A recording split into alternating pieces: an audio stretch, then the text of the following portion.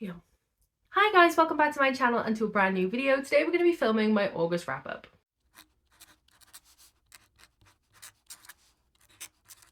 I read 21 books in August and I had no idea I read that many until I just counted.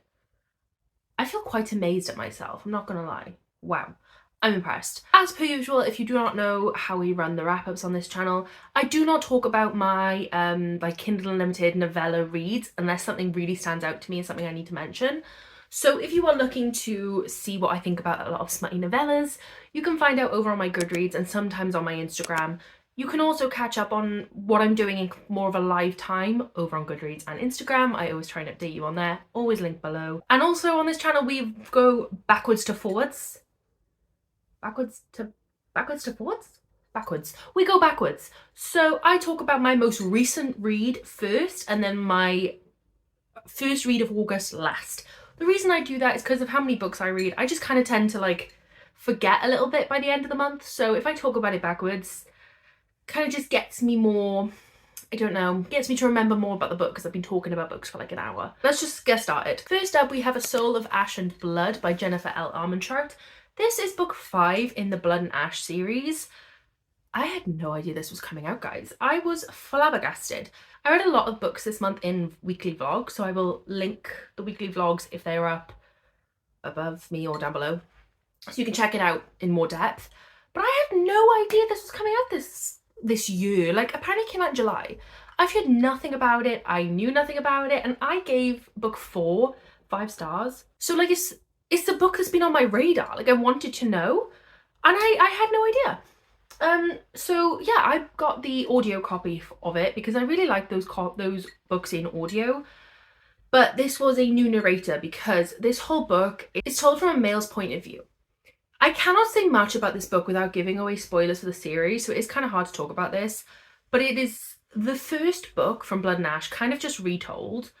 See, every time I talk about this book, I spoil it, so let's just hang on, let's just reverse that. Told from the perspective of the male character. Now, there's a reason I'm not saying his name. Let's just leave it at that, okay? The thing is, I didn't know that this was a retelling of the first book from his point of view, simply because I hadn't known this book was coming out to even know to read the synopsis. And when it comes to series, I do not read synopses. I just know I like that series, so I just continue reading it. It's how I like to do things. As long as I've liked books in the series before, why would I read the synopsis? So I didn't know that this was going to be a completely new retelling, but you have to read this as book 5 because the beginning and the end chapter both follow the events of the 4th and set up the events of the 6th book. So it does have to be read in order, but I can honestly say nothing new happened in this book. I gave it 3 stars. I thought it was entertaining. It was enjoyable. I love this world. I love these characters. Kieran is my favourite character, but you see very little of him in this book, just like you kind of do in the first book. But I absolutely love it, and I love the concept of seeing the male protagonist's point of view from the first book. I really did enjoy that, but I think because I wasn't expecting it, I hadn't prepared myself to go into a book where nothing new happens. Quite literally, there's only one new thing you need to know, and it happens right at the end of the book. It's like 3 sentences long. I didn't need a whole almost 700 page book to learn that new fact. This could have been really good as a novella, I think, because I do think it's really nice to have his point of view. I also hope that now going forward in future books in this series that we get dual POV. Again, it's really hard to talk about without spoiling, so I'm going to keep my mouth shut now and move on. But yeah, I do recommend this series. It's definitely like those trashy series. I think it gets better after book 1 for sure. But I think book 1's good too. You know, I'm not saying read a bad book to get to good books. I think it is a good book. But I think it's definitely better as the series gets on, with book 4, with book 4 being my absolute favourite. I've just realised how pasty and pale I look. I've used a new foundation and I do not like it. I look so white. I am white, but that's not the point. The next book that I read is Jinxed by Tori Heat. This is what I thought was going to be a steamy book on Kindle Unlimited. And I guess it is steamy, but that's not the main point of this book. And also one of the most least interesting points of this book. We follow Savannah, who buys a new house, and it's this old crumbling house, but it's really cheap, and she decides to take it. But because it's a bank foreclosure, she cannot go into the house. She has to buy it only from looking at it from the outside, but she looks through the windows, it looks nice. The day she moves in, she turns up with all of her stuff, she takes a box into the house, she opens the front door. She walks in, she puts the box down, the door slams behind her. It's jammed. She can't get back out. She checks all the doors, and as she's going to break a window, a man stops her and grabs her hand. Of course, she's crapping her pants. I mean, a man's just grabbed you in your house. And he begins to explain that the house is cursed and she's just walked in to eternity. Once you are in the house, you can never escape the house. You cannot break windows, you cannot break doors, nobody can get out. Once you're in, you're in. They have been in this house for years. Past the point of human lifetimes. You don't age, you just live eternity in this house.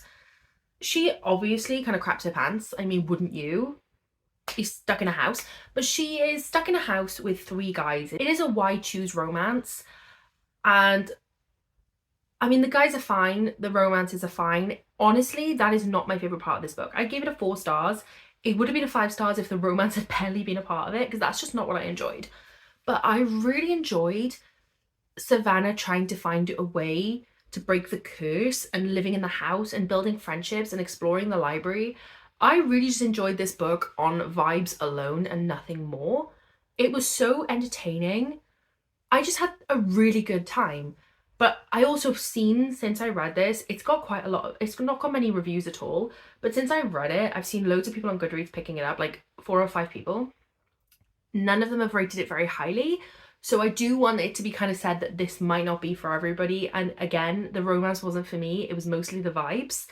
But I really like the plot of like a haunted, creepy, cursed house. Like, wow. Skipping forward through a few novellas, the next book that I picked up is Foul Lady Fortune by Chloe Gong. This is the first book in this series, but it is basically book 3 in the, I think it's the Shanghai series, which starts with These Violent Delights and Our Violent Ends. How do I even go about this series? So first of all, you do have to read These Violent Delights to go into this story, or at least be happy that you probably will never want to read These Violent Delights after this, because it does spoil it for you.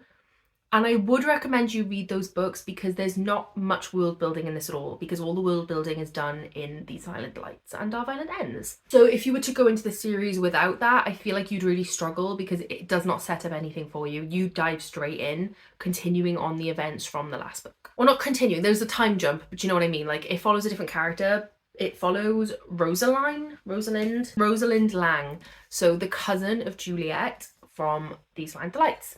I didn't love These Violent Delights. I actually DNF'd it the first time I read it. Then I decided to pick it back up and I quite liked it, but I didn't love it. I think I gave it 3.5. I gave the second book 4 stars. This has definitely been my favourite so far. I love this. This book I actually read in one sitting, which shocked me to my very core because that is not like me to read a massive fantasy like this that quickly. It was very reminiscent though of Jade City, which I absolutely loved, where it like followed them, like a kind of gangster mafia story-ish, following a specific thing. So in Jade City, they're following Jade. In this, it's something else that I can't really say. But it's that kind of thing. And I just absolutely love this. I gave it 4 stars, but I'm going to be honest, I think it definitely has to be more of a 4.5 for me. I haven't stopped thinking about this book. I keep recommending this book to everyone. And I just absolutely love it. And it's such a quick read. So we follow Rosalind, who is kind of just struggling. She's become, oh, how would you call it? A tool, a weapon. Something's happened to her that you find out in this book, and she becomes a weapon known as the Huntress or something. Oh, Fortune. Huntress. Fortune. It's in the title. She becomes Fortune, and so she's kind of using it as an assassin for spies. Then she is set into a new spy, what do you call it? A new mission. She's set on a new mission with Orion, who is also a fellow spy, and they have to pretend to be husband and wife, and they live together and they go to work together and they pretend to be like husband and wife at the workplace. This was definitely a book full of setup. I just want to make that clear. I can tell that there is so much more to the series, and this was just a lot of setup for future series, but I still loved it nonetheless. Orion and Rosaline have so much tension, so much chemistry. I absolutely loved it. I love a fake dating. I love a forced proximity. I love it all. And they were both hiding so many secrets from each other, but you got to know those secrets. You could see both of their lives because it is dual POV. And I just had the best time. I suppose not. Is it dual POV if it's told in third person? I don't know, but we follow both of them. Like, we do see both of their lives. Is that still dual POV? Not a very good book review, where am I? I loved this. I loved this. I actually went and straight away ordered the novella collection. What's that called? Don't know, I only got it today. Last Violent Call. I was like, there is no way on God's green earth I'm paying £17 for like a 150-page book. No way. I'll just read it on my Kindle and like buy the next book. I loved this so much, I just bought it. I was like, nah, I need that on my shelves. It's gonna be good. I was just so pleasantly surprised by this book. I 100% recommend it. I think I could talk about it all day. Yeah, I'm not going to. I just thoroughly enjoyed this, and I'm really excited to see where the rest of the series goes. And I think this would be even higher loved. Like, it could on a reread become a 5-star. Like, that's how I'm feeling about it. But I think I need to know more about the characters and more about the rest of the story before that happens. But I love this. I definitely love this. But again, I don't know if you'd love this without having prior knowledge to the world. I don't know. But I do like this. And if you've read Our Violent Delights and These Violent Ends, this is the one. What actually caused me to pick up that book was reading Fair Rosaline by Natasha Solomons. This is a Rosaline retelling from Romeo and Juliet, the cousin of Juliet, again, same as Foul Lady Fortune. This is a retelling, but it is a historical, it's just a regular historical novel. Some sort of plague has struck down Rosaline's mother and they move out to the countryside. She is going to become a nun. Her father has declared it, said she's going to the nunnery, but she begs to have, I think it's 11 days before she is sent away to kind of live life, before she's stuck in a convent for the rest of her life. He agrees, and so she kind of spends the next 11 days doing things she shouldn't do because it's her only opportunity. At a party, she meets Romeo and they fall head over heels in a matter of minutes. They plan to get married. He plan all these things, and then she finds out he's a crook, a cheat, a liar, a thief, an awful man, when a woman comes forth and claims Romeo is the father of her child. Then when she tells Romeo, I don't trust you, I know you're a liar, a cheat, a thief, blah blah blah, he sets his sights on 14-year-old Juliet. Rosaline then has to kind of save her cousin Juliet, but will she save her in time?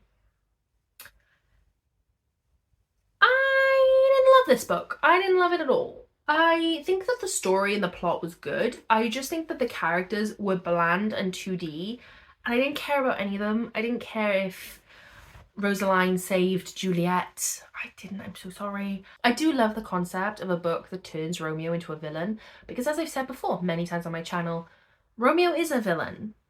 I hate Romeo. I've always hated Romeo. And I think the fact that this book kind of does that is brilliant. I love it. I think a lot of people think of Romeo as a villain. Not that I had any idea that Juliet was 14. That was a really gross realization. Why do we learn that in schools?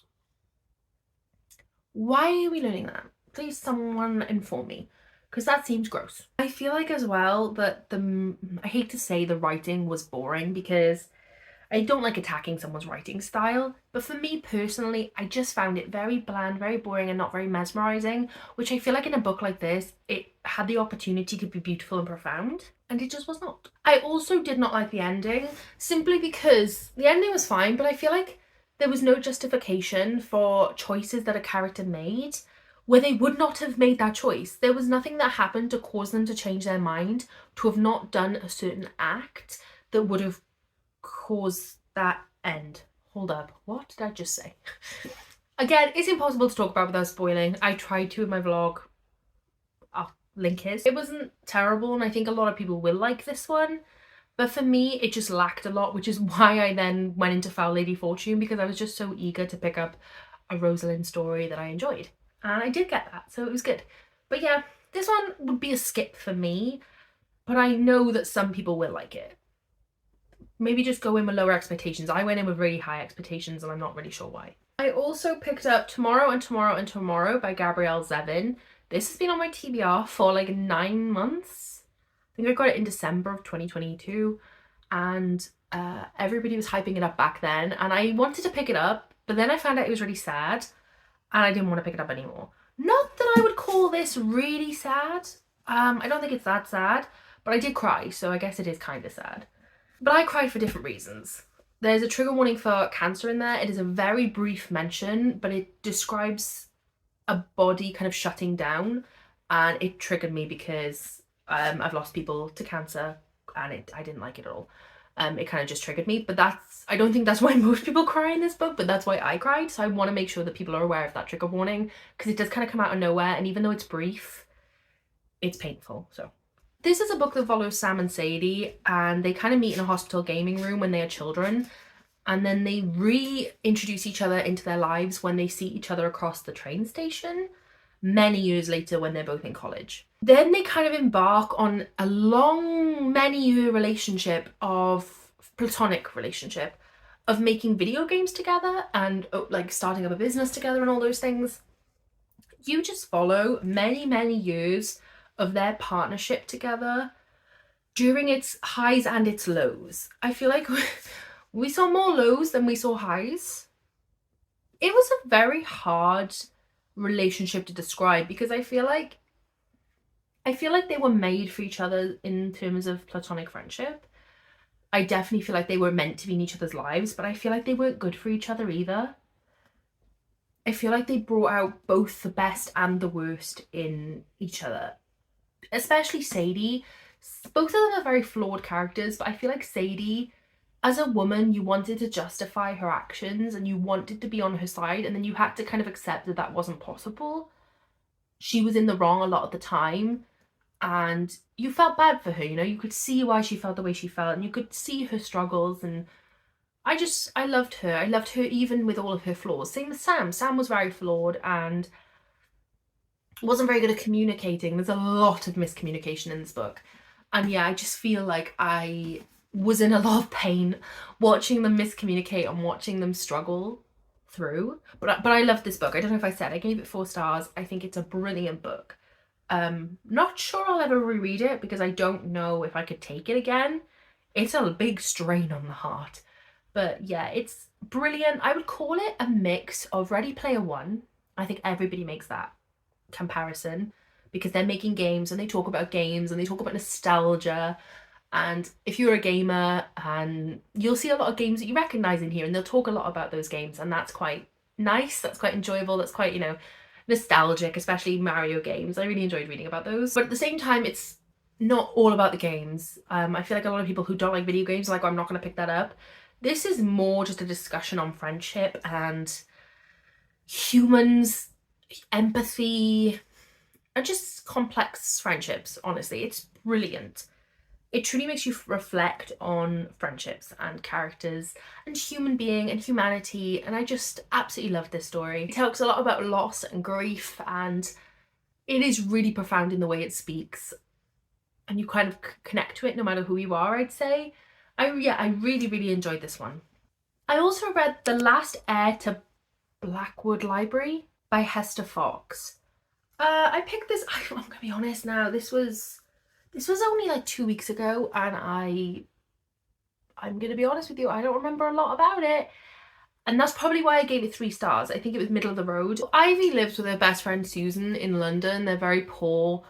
And one day Ivy receives a summons from a lawyer who says that she's inherited Blackwood Abbey if she so wishes to receive it. Now she signs on the dotted line and she goes because, I'm sorry, you're in poverty. Of course you're going to take the manor that you have inherited. So she goes there with absolutely no second thoughts. When she gets there, I can't even remember what happens. All I know is that there is a beautiful library where she spends a lot of her time, but the longer she spends in the library, the worse the headaches get. She gets headaches, she gets ill, time passes without her realising. She has blacked out parts of memory, all while courting this gentleman who may not be all as he seems. This is a skip. It's not a bad book.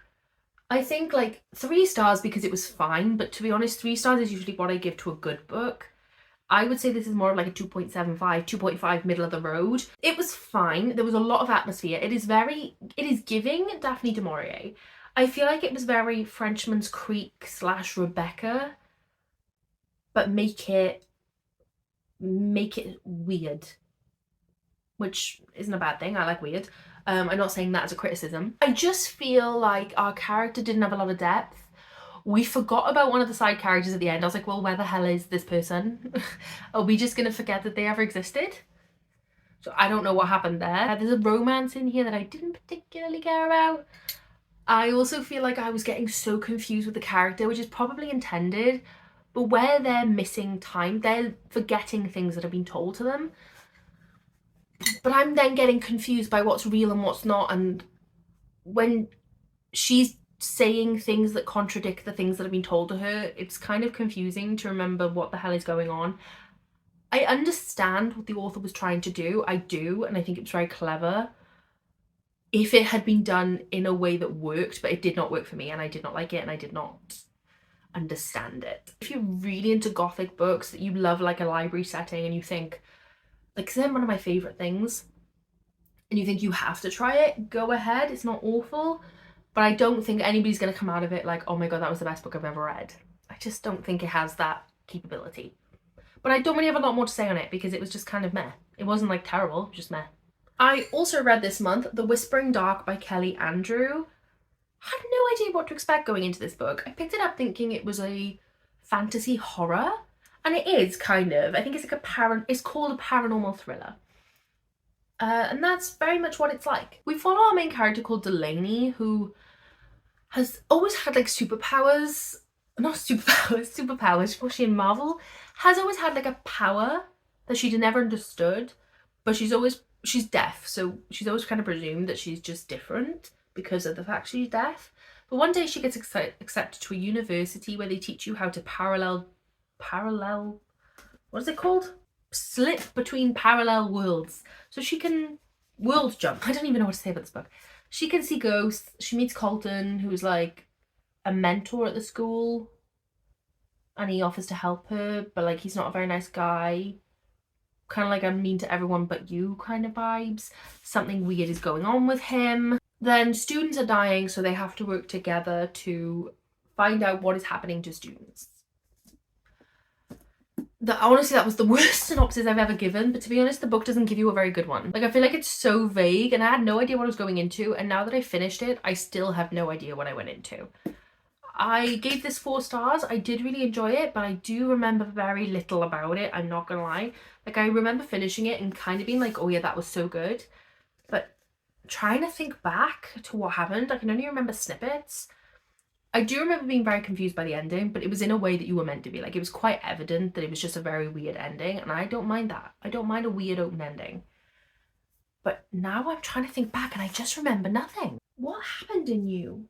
I remember the writing being very beautiful. I really enjoyed the writing. I think it was very gothic and lyrical, which I like. Yeah, it's just a weird book. My review on Goodreads is, this was such a weird book, I love it.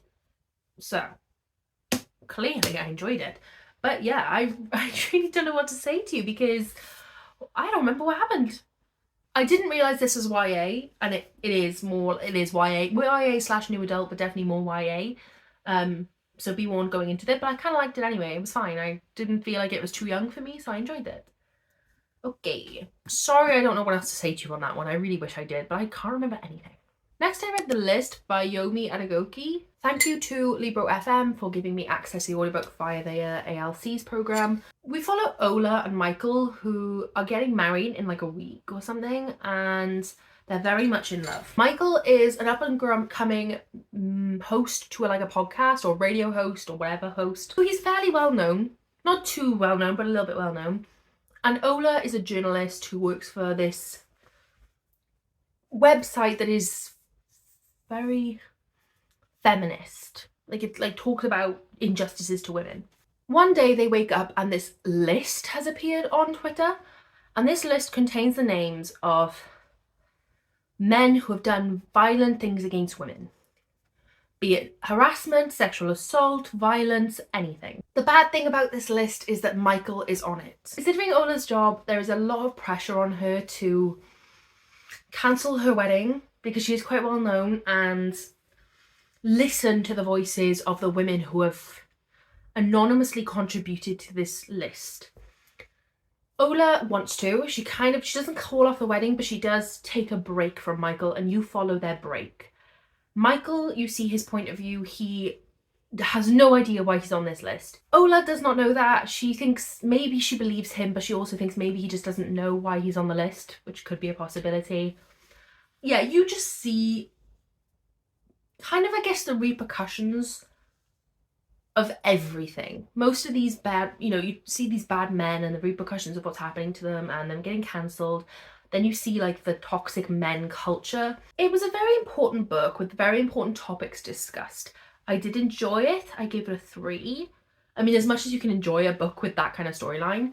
My issue is, well, I don't know how to explain my issue. Something was off. I can't even give you a sentence, but there were undertones to things that were said that gave an icky sort of feeling. I wish I had like something, like, especially with audio, I didn't really have anything like in front of me to point out to you, but there was just undertones to things that were said. Obviously there were some blatantly awful things said by characters who were meant to be blatantly awful. There were some horribly misogynistic, terrible, rude things said about women. But I mean, some things that were said that were part of like the author's voice or part of the characters we were supposed to support's voice, that wasn't outright wrong, but I was like, oh, I don't know if you're supposed, I don't know, I just didn't feel very feminist, let's say. I don't know what the author's intentions with it were. Maybe that was meant to be in there, but it didn't feel like it was in the place it was meant to be in. I also felt that the end was a terrible decision. I felt like the end was a really bad sidestep away from a really important discussion, because it kind of felt like,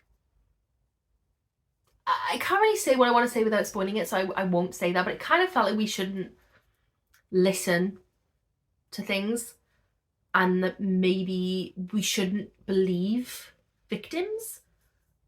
Not that he was saying that, because the kind of whole book was about believing victims, don't get me wrong, but I don't know, it was a sidestep away. It felt like a pathetic excuse to kind of not have to deal with a certain subject, and it felt like, oh well, do you know what, I can wrap up the book much easier if I just say this. And I didn't like it at all. That was not the ending for me. I really wanted there to be an ending that kind of like blew it all up. The whole book was about trying to make a discussion, but I actually feel like the book ended with very little points made. I feel like it started a lot of discussions and it never fully completed them. It never actually finished what it wanted to say. It all just felt quite incomplete.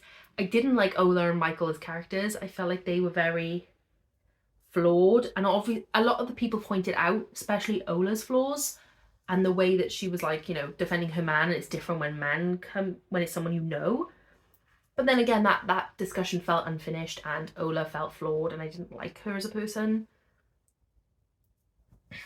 Yeah, I don't know, my feelings are very mixed on that one, but I certainly wouldn't read it again. I also read By the Book by Jasmine Guillory. I've already given away my copy, sorry. This is a Beauty and the Beast retelling, and it follows Isabel, who works at a publisher's, and there's a man who they've kind of given his advance on to get a autobiography from him, but he's just not writing it. So she goes to his house to see if she can help him write it. It blossoms into a romance. The story was fun. It was good. I enjoyed the romance.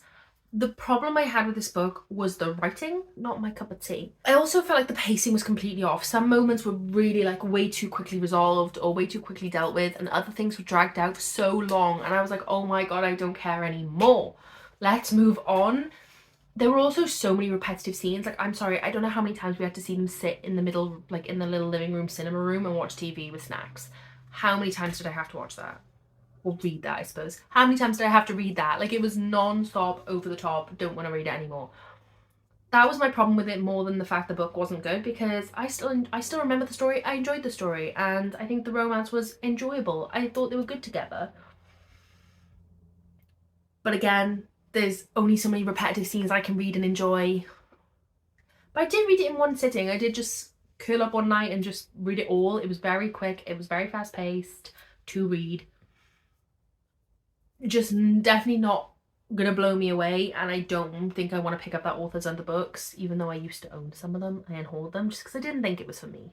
I also read Medusa by Jessie Burton. This is a super short Medusa retelling. Another one that was good, like I enjoyed it. I had a nice time when I was reading it, but one that will not sit in my brain. It will not do anything for me moving forward. Follow Medusa, who lives on an island with her 2 sisters, and a man comes along and stays there for a few days as they grow, I guess, a friendship, even though they can't see each other, obviously, because Medusa can't look at men. I don't know if the twist was supposed to be obvious, but the twist was obvious from the first time you met the man. I mean, it was quite clear, but maybe you were supposed to know, and maybe then you could see it with what was happening and you could like see the progression. But I feel like she should have made that connection, like Medusa should have made that connection straight away. I also feel like we did not have enough discussions on the terrible things that happened to her. Like, it was mentioned, but like, my God. Medusa has one of the most heart-wrenching stories. Talk about it. Like, put some perspective on it. It only gives us a 3 stars. I thought it was fun. Like, I had a good time, but I will never think about that book again. And I have already unhauled it. Then I did do a Colleen Hoover 24-hour readathon. I will link the video up here. So I read quite a few Colleen Hoover books.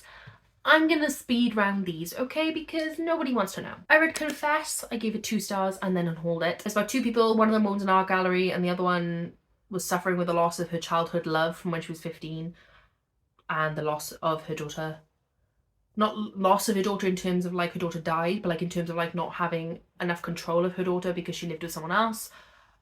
It was bland, it was boring, nobody cared. Then I read Reminders of Him, and we follow Kenna again trying to get control of her daughter because she went to prison for the murder of the daughter's father.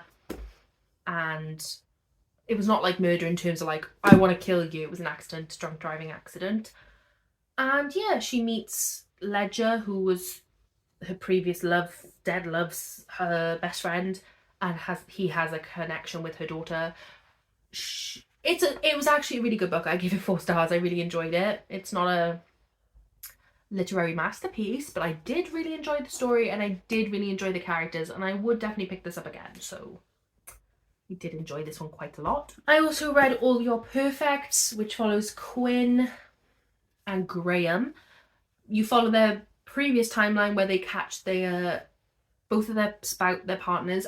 Both of their partners are cheating on each other with each other's partner. So Quinn's boyfriend is sleeping with Graham's girlfriend. And then it fast forwards 7 years and they're married and they're having marriage issues, mainly because of infertility. And it's kind of a book about their marriage getting back on track. I gave this 4 stars. I think it'd be more about 3.5. I did really enjoy it, but I just, not one I think I'd reread. I'm not sure. I didn't like connect with them that much, and I kind of just felt like if Quinn had opened her mouth and talked about her feelings for once, none of this would have happened. Also, there was something that happened with Graham that I just felt was like, why would you do that?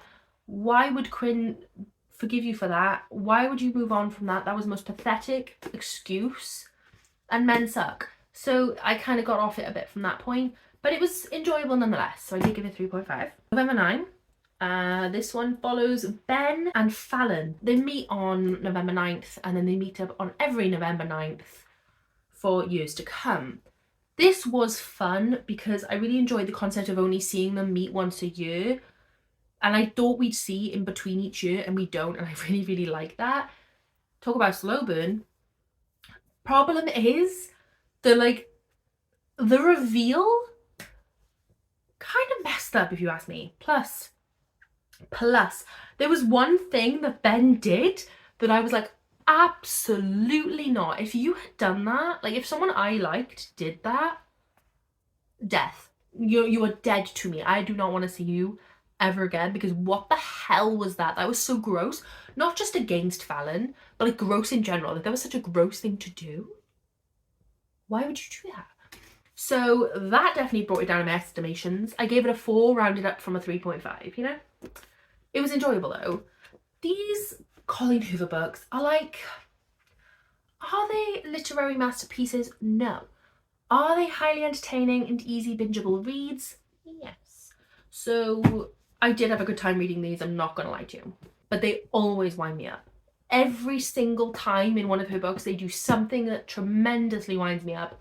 And I don't know any human being on earth who would do that, unless you're really messed up. I read The Writing Retreat by Julia Bartz. And again, not a lot is coming to my mind with this one. I read it on audio.